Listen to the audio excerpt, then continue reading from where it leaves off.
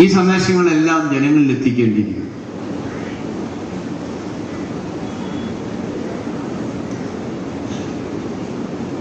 കഴിഞ്ഞ 5 കൊല്ലം ഇവിടെ ഭരണത്തിൽ ഇരുന്ന ഗവൺമെന്റ് അവരുടെ ഇന്നർ പാർട്ടി പൊളിറ്റിക്സുമായി മുന്നോട്ട് നീങ്ങി. പ്രസ്താവനകളെല്ലാം അങ്ങനെ തന്നെയാണ് മുന്നോട്ടിരുന്നത്. പ്രഖ്യാപനങ്ങൾ, വിവാദങ്ങൾ. കേരളത്തിലെ ജനങ്ങളുടെ അടിസ്ഥാന പ്രശ്നങ്ങൾ കൈകാര്യം ചെയ്യുവാൻ നമുക്ക് മുന്നോട്ട് നീങ്ങുകയാണ്. കേന്ദ്ര ഗവൺമെന്റുമായി സഹകരിച്ചുകൊണ്ട് നമുക്കറിയാം, ഈ കഴിഞ്ഞ ഏതാനും വർഷങ്ങളായി കോടിക്കണക്കിന് രൂപയുടെ ആനുകൂല്യങ്ങൾ, പദ്ധതികൾ കേരളത്തിന് അനുവദിച്ചു കിട്ടും.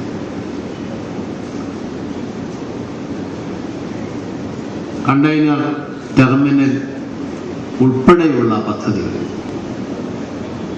അതുപോലെ തന്നെ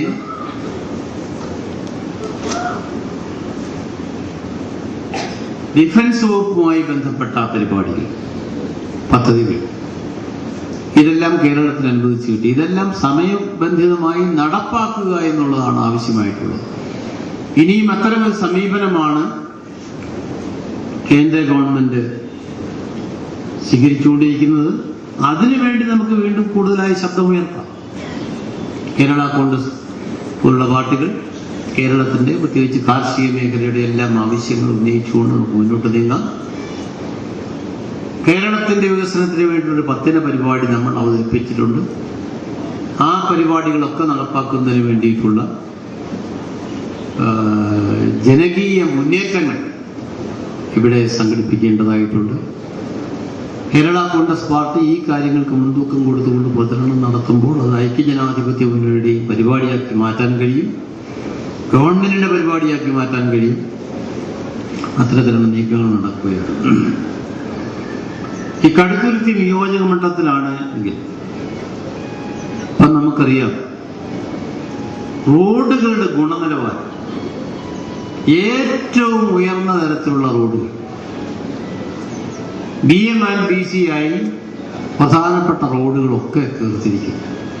അത് വലിയൊരു നേട്ടമാണ്. അത് ശ്രീ മോൻസ് ജോസഫ് MLA വ്യക്തിപരമായ സ്വാധീനത്തിന്റെ പേരിൽ നടപ്പായിട്ടുള്ളതാണെന്ന് നമുക്കറിയാം.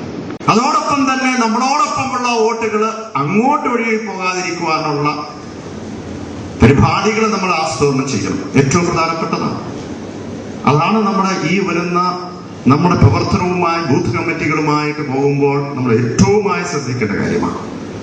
അതോടൊപ്പം പ്രചരണം എന്ന് പറയുന്നത് 2 രീതിയിലുള്ള പ്രചരണമുണ്ട്. പ്രചരണം നമുക്കറിയാം, പബ്ലിസിറ്റി വേണം, സ്ഥാനാർത്ഥികളെ പറ്റിയുള്ള നമ്മൾക്ക് പ്രചരണം വേണം, ഫ്ലക്സ് ഉണ്ടാകും, അത് പോസ്റ്റർ ആയിരിക്കാം, അത് നോട്ടീസ് ആകാം, മറ്റുള്ള വാർത്താ സംവിധാനങ്ങളായിരിക്കാം. തീർച്ചയായിട്ടും അത് പ്രയോജനപ്പെടുത്തണം. പക്ഷെ അത് നമ്മൾ ഒരു കരുത്ത് നൽകുന്നു, നമുക്ക് മുന്നോട്ട് കൊണ്ടുപോകാൻ കഴിയുന്നു ഉള്ളത് വസ്തുത തന്നെയാണ്. പക്ഷെ അതോടൊപ്പം തന്നെ നമുക്ക് വോട്ടർമാരെ മുഖാമുഖം കണ്ട് വോട്ട് മേടിക്കുക, ചോദിക്കുക എന്നുള്ളത് ഈ 2 പ്രചരണമാണ് നടത്തേണ്ടത്. ഒന്ന് പബ്ലിസിറ്റിയുമായി ബന്ധപ്പെട്ട് ആ പ്രചരണം എന്ന് പറയുന്ന ഒരു ഓളമാണ്. പക്ഷെ അതുകൊണ്ട് അത് ഓട്ടമായി മാറുന്നില്ല. ഓട്ടമായി മാറണമെന്നുണ്ടെങ്കിൽ രണ്ടാമത്തെ ഏറ്റവും പ്രധാനം വോട്ടർമാരെ മുഖാമുഖം കാണുക എന്നുള്ളതാണ് ഏറ്റവും പ്രധാനമായിട്ടുള്ളത്. ആ മുഖാമുഖം കാണുന്നതിന്റെ അതിന്റെ ആസൂത്രണം നടത്തേണ്ടത്, അതിന്റെ പ്ലാനിങ് നടത്തേണ്ട ഏറ്റവും പ്രധാനപ്പെട്ട വ്യക്തികളാണ് ഇവിടെ ഇരിക്കുന്നത്. പലപ്പോഴും നമുക്കറിയാം, നമ്മൾ പഞ്ചായത്ത് തെരഞ്ഞെടുപ്പിലും അല്ലെങ്കിൽ പോലും അത് നിയമസഭാ തെരഞ്ഞെടുപ്പിലാകട്ടെ, പല വീടുകളിൽ ചെല്ലുമ്പോൾ നിഷ്പക്ഷമായിട്ടുള്ള ആളുകൾ പറയും, ഞങ്ങളുടെ വീട്ടിൽ അവർ 2 പ്രാവശ്യം വന്നു, 3 പ്രാവശ്യം വന്നു, 4 പ്രാവശ്യം വന്നു എന്ന് പറയുന്നത് എത്രയോ പേരുണ്ട്. കാരണം അവർ നിശ്ചയിച്ചിട്ടില്ല. നമ്മൾ 1 പോകും, പറയും, കേൾക്കും, 2 പോകും, 3 പോകും, 4 പോകും. 4ാമത്തെ പ്രാവശ്യം 4 പ്രാവശ്യം വന്നു, 5 പ്രാവശ്യം വന്നു, പറഞ്ഞു, ഞങ്ങളുടെ അടുത്ത് പറഞ്ഞു വോട്ട് ചെയ്യണമെന്ന് പറഞ്ഞു. ആ രീതിയിൽ സ്വാധീനിക്കുവാൻ കഴിയണം നമുക്ക്.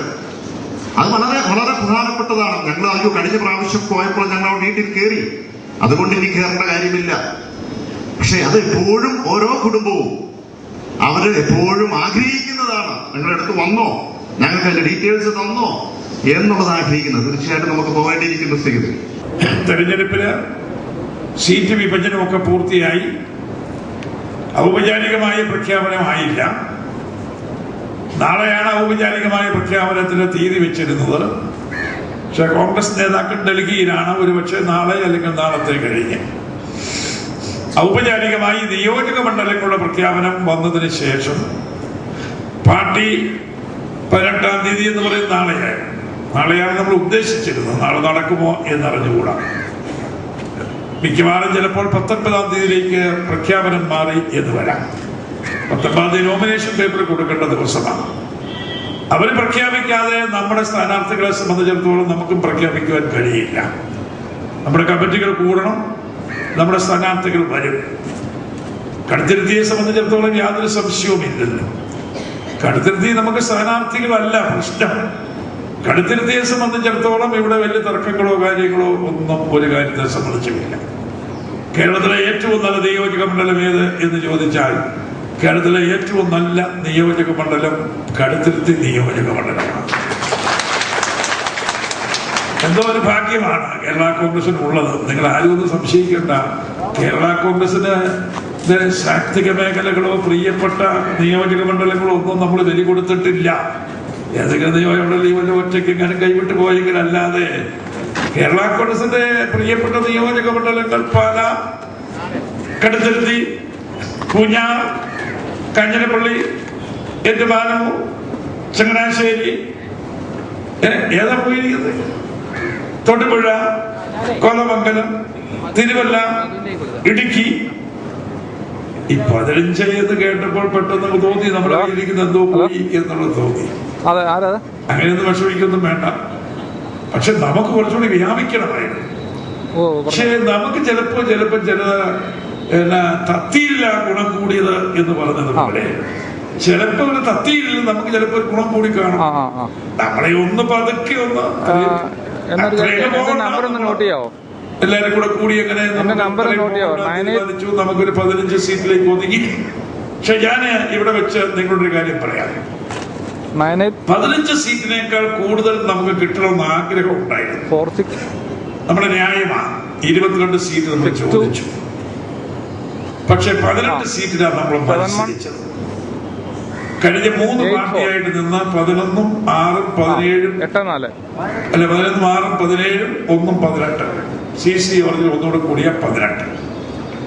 ആ 18 ന്യായമായിട്ടാ PMS നമ്മൾ എത്ര ന്യായമായിട്ടാ പടി ഇറങ്ങിയത് നോക്കിക്കോ. പടി ഇറങ്ങിയത് 18-നേക്കാൾ നമുക്ക് 22 വേണം, നമുക്ക് വ്യാപിക്കണം തന്നില്ല. അപ്പൊ നമ്മൾ 18 ചർച്ച തുടങ്ങി. 18 അപ്പൊ പറഞ്ഞു നമുക്ക് ചില പഞ്ചായത്ത് തെരഞ്ഞെടുപ്പിലെ ചില നോംസ് നമ്മൾ എടുക്കണം. തമ്മിൽ മത്സരിച്ചത് കൂട്ടിയേടാണ്. തമ്മിൽ മത്സരിച്ചത് അന്ന് നമ്മൾ മോൺസുമായിട്ടാണ് മത്സരിച്ചത്. നമ്മളും മോൺസുമായിട്ട് മത്സരിച്ചത് പറ്റിയില്ല. മോൺസ് ജയിക്കുകയും ചെയ്തു. മത്സരിച്ചത് എമ്മുമാണ്. അപ്പൊ മോൺസിനും തരണം, മത്സരിച്ചതിന് വേറെയും തരണം എന്ന് പറഞ്ഞാൽ നടക്കുകയില്ല. തമ്മിൽ മത്സരിച്ചതാകുമ്പോൾ നമ്പർ ഒന്ന് കുറവ് ചെയ്യും. 2 എന്നുള്ളത് എമ്മിനൊന്ന്, ജയിക്ക് 1 എന്നുള്ളത് പറ്റിയില്ല. ഒരെണ്ണം കുറവ് ചെയ്യും. പൂഞ്ഞാറിൽ നമ്മളും PC ജോർജും തമ്മിലാണ് മത്സരിച്ചത്.